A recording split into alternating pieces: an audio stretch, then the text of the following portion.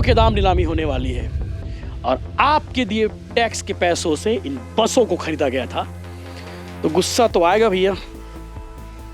अच्छा, आपको मालूम है ये बस चौपट कैसे हो गई, इन बसों के पहिए कैसे थम गए, इसकी भी कहानी है। सर, एक तरफ इस बस आने की बात चल रही है और 8 साल में ही 70 सिटी बस थे, 13 बस जिसका उपयोग भी नहीं हुआ। तो क्या मानते हैं, क्या कारण है कि ये कंडम हो गई खड़े खड़े? क्या आपके साथ सिक्योरिटी नहीं थी या फिर आप लोग विफल थे उसको सिक्योर करने में? यह कहना सही नहीं है कि संचालन नहीं हुआ है। बहुत ज्यादा शर्मनाक बात है कि 13 बसें कभी चल नहीं पाई और खड़े खड़े कबाड़ हो गई। अब उसे कबाड़ी के दाम बेचा जाना है।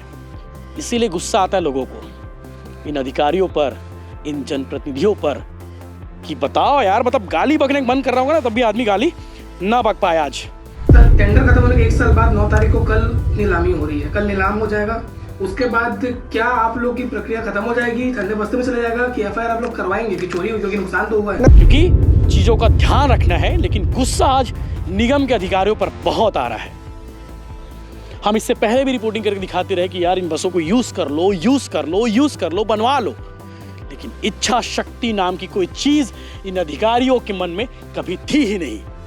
दिखाते हैं आपको ये लोग। सरकारी खजाने के पैसे बर्बाद हो गए। ये बर्बाद करने वाले कोई और नहीं, नगर निगम भिलाई और Durg Bhilai urban transport society के अधिकारी हैं, जिन्होंने 20 करोड़ रुपए को सिर्फ 3 साल में बर्बाद कर दिया। सिर्फ 3 साल। 2015 में इन सिटी बस को लाया गया था भिलाई में, 70 बसें लाई गई थी और 70 बसों को चलाने का वादा हुआ था। अब सोचिए, 2015 में शुरू हुई बस और 17 में खड़ी हो गई। सिर्फ 2 साल चली, खींचतान के 17 से 18 तक चली। उसके बाद देखिए बर्बादी का ये मंजर।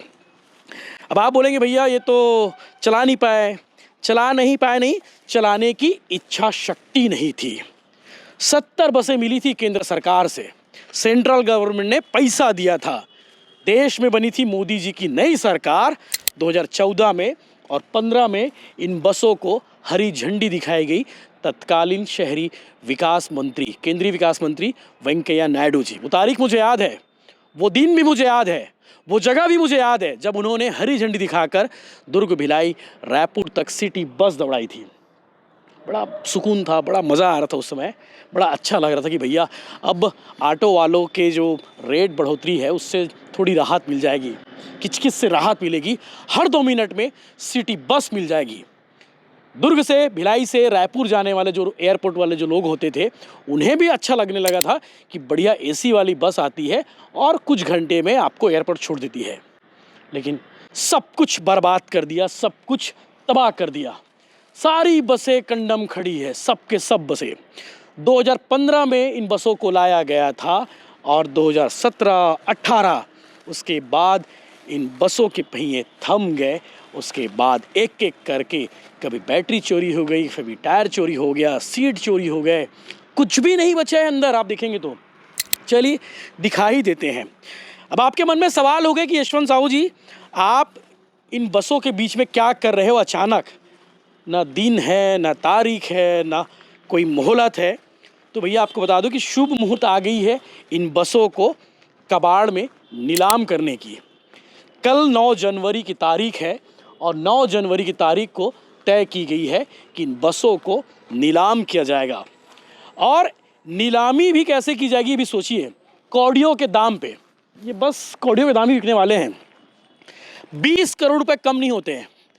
आपके टैक्स के पैसे, मेरे टैक्स के पैसे से सरकार ने इन बसों को खरीदा और अब बर्बाद करने के लिए छोड़ दिया। बड़ी बड़ी बातें होती है, बड़े बड़े सपने दिखाए जाते हैं कि बस चलेंगी, ट्रैफिक सिस्टम दुरुस्त होगा, लेकिन आपको मालूम है इसमें भी भ्रष्टाचार हुआ था जब बस खरीदी गई थी। इसमें भी भ्रष्टाचार हुआ था जब बस चलनी शुरू हुई थी। जिस एजेंसी दुर्गंबा को इन्होंने काम दिया था उससे भी कमीशन खोरी करते थे। आप सोचिए, दुर्गंबा कंपनी को इन्होंने ठेका दिया था बस चलाने के लिए और दुर्गंबा कंपनी एक बस का महीने का किराया कितना देती थी पता है आपको? 3000 रुपया। उससे ज़्यादा तो रिक्शा वाला अपने किसी किराएदार को देता है। लेकिन इन बसों का चलाने का जिम्मा जिस कंपनी ने लिया था, उस कंपनी को हमारे सरकार ने, हमारी शहर सरकार ने ट्रांसपोर्ट सोसाइटी ने सिर्फ 3,000 में दिया था। आज गुस्सा बहुत है मेरे अंदर, बहुत अंदर। आपको भी गुस्सा होना चाहिए क्योंकि आपके दिए टैक्स के पैसों से इन बसों को खरीदा गया था, लेकिन भ्रष्टाचार की भेंट जिम्मेदारों ने चढ़ा दी। जिम्मेदारों ने बिल्कुल चढ़ाई है। इसमें जिम्मेदार है कमिश्नर, इसमें जिम्मेदार है कलेक्टर साहब, इसमें जिम्मेदार है मेयर, तत्कालीन मेयर, मौजूदा मेयर, इसमें जिम्मेदार है विधायक, इसमें उस समय के विधायक भी जिम्मेदार है जिनके कार्यकाल में बस चली थी, और इस समय के विधायक भी उतने ही जिम्मेदार है जिन्होंने वादा किया था कि इन बसों को चलाएंगे, जिन्होंने ये भी वादा किया था कि हम नई बस खरीद कर ला रहे हैं। नाम बता देता हूँ, रिकेश सेन, वैशाली नगर विधायक रिकेश सेन। उन्होंने कहा था कि इन बसों को हम चलवाएंगे, नई बसें मंगवाएंगे और इसी डिपो में खड़ी कराएंगे। तो भैया फिर से भ्रष्टाचार होगा। ये पुरानी बसों को तो अब चला नहीं पाए। 2015 में खरीदी गई थी, सोचिए 2015 ज़्यादा साल नहीं होते, और 17-18 तक ये जो योजना थी, ये जो बस थी, इन बसों ने दम तोड़ दिया। चलिए थोड़ा डिटेलिंग पे कर लेते हैं। डिटेलिंग के करने के बाद आपको थोड़ा उससे पहले मैं दिखा देता हूँ इन बसों का हाल क्या है। सब कुछ तबाह हो चुके हैं, कुछ भी नहीं बचा है, सब कुछ तबाह हो चुके हैं। और इन बसों को तबाह करने का जिम्मा भिलाई निगम के अधिकारियों ने लिया, Durg Bhilai urban transport society के जिम्मेदार अधिकारियों ने लिया था, जिनके कंधों पर जिम्मेदारी थी कि इन बसों को चलाया जाए। किसी भी बस के पहिए नहीं है। शुभम दिखाओ भाई, बहुत करीब दिखाओ ताकि लोगों को पता चले किस तरह से भ्रष्टाचार हुआ है।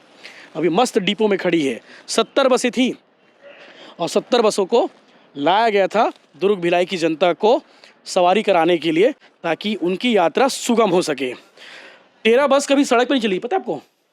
13 ऐसी बसें थी जो कभी सड़क पे ही नहीं चली। जानकर हैरानी होगी, 13 बसों को सिर्फ खड़े खड़े इन्होंने सड़ा दिया। शर्मनाक बात है, बहुत ज़्यादा शर्मनाक बात है कि 13 बसें कभी चल नहीं पाई और खड़े खड़े कबाड़ हो गई। अब उसे कबाड़ी के दाम बेचा जाना है। इसीलिए गुस्सा आता है लोगों को, इन अधिकारियों पर, इन जनप्रतिनिधियों पर, कि बताओ यार, मतलब गाली बकने बंद कर रहा होगा ना तब भी आदमी गाली ना बक पाए आज, क्योंकि चीज़ों का ध्यान रखना है। लेकिन गुस्सा आज निगम के अधिकारियों पर बहुत आ रहा है। हम इससे पहले भी रिपोर्टिंग करके दिखाते रहे कि यार इन बसों को यूज़ कर लो, यूज़ कर लो, यूज़ कर लो, बनवा लो, लेकिन इच्छा शक्ति नाम की कोई चीज़ इन अधिकारियों के मन में कभी थी ही नहीं। दिखाते हैं आपको, ये देखो, कुछ भी नहीं बचा भैया, सब कुछ बर्बाद हो चुका है, सब कुछ तबाह हो चुका है। 20 करोड़ से 70 बस खरीदते हैं और 70 में से 13 बस कभी चलाते नहीं हैं। वो 13 बस भी खड़ी खड़ी कबाड़ हो गई। सोचिए कितना अजीब है यार, मतलब इतना सिस्टम कैसे भ्रष्ट हो सकता है, ये सोचिए, इतना ज़्यादा भ्रष्टाचार। जिम्मेदार उस समय के विधायक, उस समय के मेयर देवेंद्र यादव भी हैं।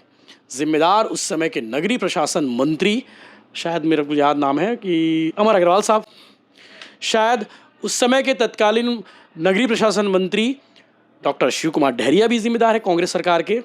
जिम्मेदार कमिश्नर तो बहुत सारे थे जिनको मैं जानता हूँ, जिनके मौजूदगी में सब चीज़ें हुई हैं। कलेक्टर तो बहुत सारे हैं, और जिम्मेदार तो मौजूदा विधायक मेयर भी है, नीरज पाल जी, वो क्यों छूटे, उनके कंधों पर भी थी इसको चलाने की जिम्मेदारी। अब ये 9 जनवरी को ये बस जो है नीलामी हो जाएंगी। 20 करोड़ की बस कौड़ियों के दाम नीलामी होने वाली है, और आपके दिए टैक्स के पैसों से इन बसों को खरीदा गया था, तो गुस्सा तो आएगा भैया। अच्छा, आपको मालूम है ये बस चौपट कैसे हो गई, इन बसों के पहिए कैसे थम गए? इसकी भी कहानी है। ऐसा बताया जाता है कि अधिकारियों को प्रॉपर कमीशन नहीं मिल रहा था, प्रॉपर भ्रष्टाचार करने का इंतज़ाम नहीं मिल रहा था। अब जिस चीज़ से पैसा मिलना बंद हो जाए ना, जो गाय दूध देना बंद कर देती ना, उसे लोग जो है छोड़ देते हैं। तो बिल्कुल ऐसा ही हुआ है। खरीदी के समय भ्रष्टाचार हुआ, ऑपरेशन के समय भ्रष्टाचार हुआ, जब चलाने की बारी आई ना तब भी भ्रष्टाचार हो रहा था। लेकिन धीरे धीरे कंपनी के मालिक, यानी कि जिस कंपनी को ठेका मिला था, उसने हाथ खड़े करने शुरू कर दिए। जिम्मेदार अधिकारियों के पास इतनी जिम्मेदारी होनी थी कि उसकी जगह किसी और एजेंसी को काम देते तो शायद ये हालात नहीं होते। अब अफसोस कर सकते हैं और कोस सकते हैं, लेकिन मैं तो फिर से कहूँगा, इस मामले की जांच होनी चाहिए कि कौन है जिन्होंने बर्बाद करने के लिए इन बसों को छोड़ दिया। कौन है वो अधिकारी जिन्होंने इन बस को पब्लिक के दिए टैक्स के पैसे को बर्बाद करने के लिए छोड़ दिया। एफआईआर होनी चाहिए, जांच होनी चाहिए। हुई थी, बातें हुई थी, एफआईआर के लिए भेजा गया था, लेकिन सिर्फ कागजों में, आगे बात बनी नहीं, आगे किसी ने पूछा भी नहीं। विपक्ष में बीजेपी के पार्षद रहे, वो लगातार मुद्दा उठाते रहे कि भ्रष्टाचार हुआ है, भ्रष्टाचार हुआ है, लेकिन सुनता कौन है? सत्ता में जो लोग बैठते हैं ना, उनको अलग ही नशा होता है। सब नशे में हैं, सत्ता के नशे में। और पब्लिक की सुविधाओं का अगर इतना ही ख्याल होता तो आज ये बसें दौड़ती रहती हैं। रायपुर में बसें दौड़ रही हैं, बहुत जगह पे दौड़ रही है, कई शहरों में दौड़ रही है, एक साथ बहुत सारे शहरों में शुरू हुई थी। भिलाई भी उसमें शामिल था, दुर्ग भिलाई भी शामिल था। लेकिन दुख इस बात का है कि 13 बसें खड़ी खड़े सड़ गई, खड़े खड़े बर्बाद हो गई। कल 9 जनवरी है और कौड़ियों के दाम इन बसों को नीलाम कर दिए जाएंगे और जिम्मेदार नेता आएंगे, फिर से कहेंगे कि हम बस चलाएंगे, ये करेंगे। खैर, वो नेता है, झूठ बोलना, मक्कारी करना उनके हिस्से में है। वो मक्कारी करते रहेंगे, वो झूठ बोलते रहेंगे। जय हिंद। नीलामी हो रही है, 2015 में खरीदी गई थी 20 करोड़ में और 3 करोड़ में नीलामी का तय किया गया है। क्यों ऐसा फैसला लेना पड़ा आप लोगों को?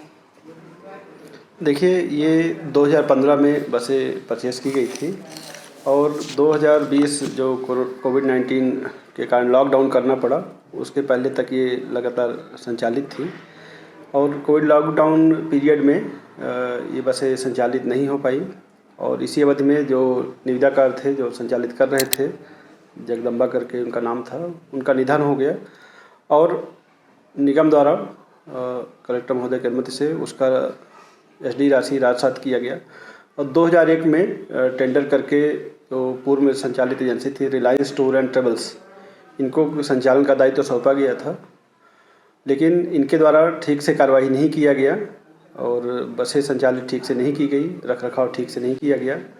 तो मेरे द्वारा इस विषय का संज्ञान लिया गया, हमने उनको नोटिस किया और जनवरी 2025 में हमने इनका टेंडर निरस्त कर दिया। इनका भी जो सुरक्षा निधि थी वो भी, उसको भी राजसात किया और प्रॉपर एक मुख्य अभियंता जो हमारे मैकेनिकल इंजीनियर हैं, उनके अध्यक्षता में हमने दल गठित किया और उसका वैल्यूएशन करवाया। तो वैल्यूएशन में जो राशि आई है उसके हिसाब से, क्योंकि बस किसी भी स्थिति में संचालित किए जाने योग्य नहीं है और उनको नीलाम किया जाना, प्रॉपर खुली निविदा के माध्यम से नीलाम किया जाना ही अंतिम उचित विकल्प है। और जो राज्य शहरी विकास अभिकरण है उसके द्वारा भी निर्देश दिए गए हैं कि जो कंडम बसें हैं उनका राइट ऑफ करके नीलामी कार्रवाई किया जाए। तो हमारे द्वारा प्रॉपर प्रक्रिया का पालन करते हुए निविदा की कार्रवाई किया गया है और आपको बताना चाहेंगे कि 2 बार निविदा की कार्रवाई हम लोग कर चुके हैं। फर्स्ट और सेकंड कॉल हो चुका है और उसमें जो राशि आई है वो समुचित पर्याप्त नहीं पाई गई, इस कारण से हमने थर्ड कॉल कर रखा है। अंतिम निर्णय कलेक्टर महोदय के पास इसको रखेंगे। सर, एक तरफ इस बस आने की बात चल रही है और 8 साल में ही जो 70 सिटी बस थे, 13 बस जिसका उपयोग भी नहीं हुआ, तो क्या मानते हैं, क्या कारण है कि ये कंडम हो गई खड़े खड़े? क्या आपके साथ सिक्योरिटी नहीं थी या फिर आप लोग विफल थे उसको सिक्योर करने में? यह कहना सही नहीं है कि संचालन नहीं हुआ है। 2015 से 2020 मार्च तक ये संचालन हुआ है। कोविड-19 पीरियड में बसें संचालित नहीं हो पाई और उसके बाद जो भी निविदाकारों को कार्य सौंपा गया वो कार्य करने में मतलब सफल नहीं हुए हैं, क्योंकि वो बसें वर्तमान में कंडम अवस्था में हैं। तो अपने पास कोई दूसरा विकल्प नहीं है कि उनको नीलामी करने के अलावा। बसें जो खड़ी है वहाँ पे पूरी कंडम स्थिति में है, इंजन गायब है, बहुत सारे सामान गायब है, चक्के गायब हैं।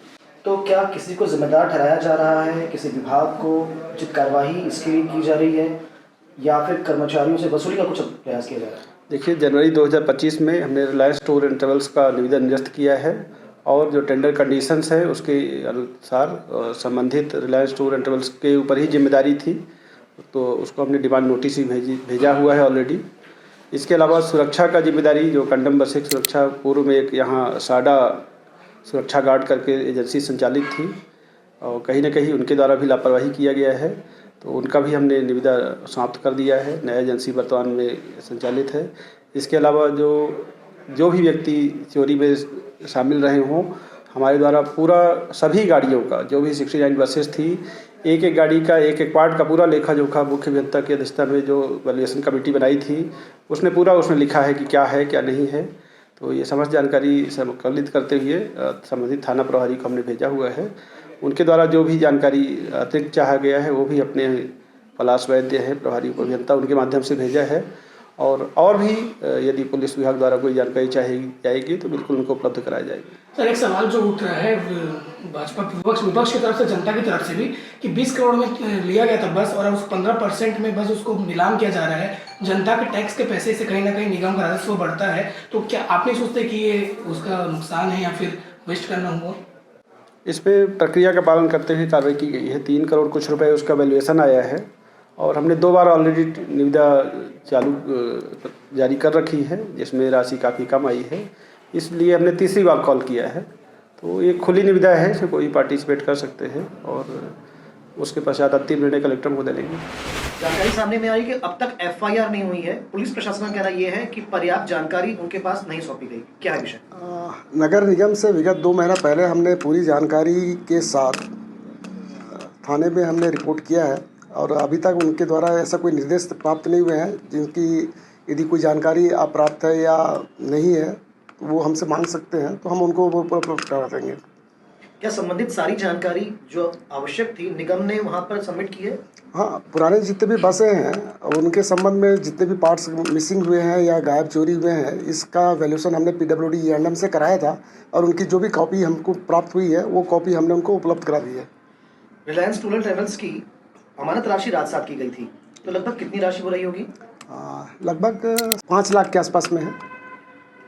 जब बसें वहाँ खड़ी थी बस स्टैंड पे, तो उनकी सुरक्षा के लिए क्या इंतजाम किए गए थे? इसके बारे में तो मुझे पूरा डिटेल जानकारी नहीं है, लेकिन जब बसेस चल रही थी तो बस चलने के समय में सुरक्षा की जवाबदारी तो जो बस जिनको हमने दिया था ये उनकी थी। कोविड के बाद से जब बसेस खड़ी हुई है तो वो फिर हमारे प्रोमिसेस में थी। एक बार सिलसिले पर वो बता देंगे, पहले वाला जो ठेका दिया था आपने, उनकी मौत हो गई, उसके बाद हमने दूसरा टेंडर निकाला जी। तो उस दौरान आपने एक बार वैल्यूएशन कराया था, उस समय आपका क्या वैल्यू आया था बस का, जिसके बाद रिलायंस को दे दिया गया और जनवरी 2025 में उसका टेंडर खत्म किया गया।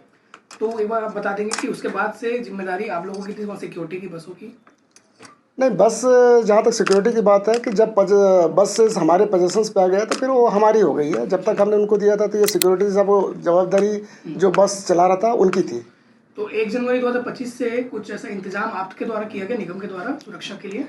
नहीं, सुरक्षा तो हमारे वर्कशॉप में डेली 24 घंटा वहाँ गार्ड की व्यवस्था है और चारों साइड से घिरा हुआ है। तो सुरक्षा तो जैसे रूटीन पे चलता है, पर्टिकुलर ऐसा नहीं कि हम उस बस के लिए कोई सिक्योरिटी हमने किया था। जो रूटीन पे चलता है इसी तरह का जो सिक्योरिटी अरेंज था उसमें। तो चोरी हुआ है उसी दौरान एक समय? हाँ, उसी बीच में जो कुछ हुआ होगा जिसका वैल्यूएशन E&M ने बताया कि ये पार्ट मिसिंग है। तो ये मैटर बनता है कि पहले वो पार्ट्स थे और बाद में इस 1 साल के दौरान जो चीज़ें कमी हुई होंगी तो जिसको E&M PWD ने कहा है। सर, टेंडर खत्म होने के 1 साल बाद 9 तारीख को कल नीलामी हो रही है, कल नीलाम हो जाएगा।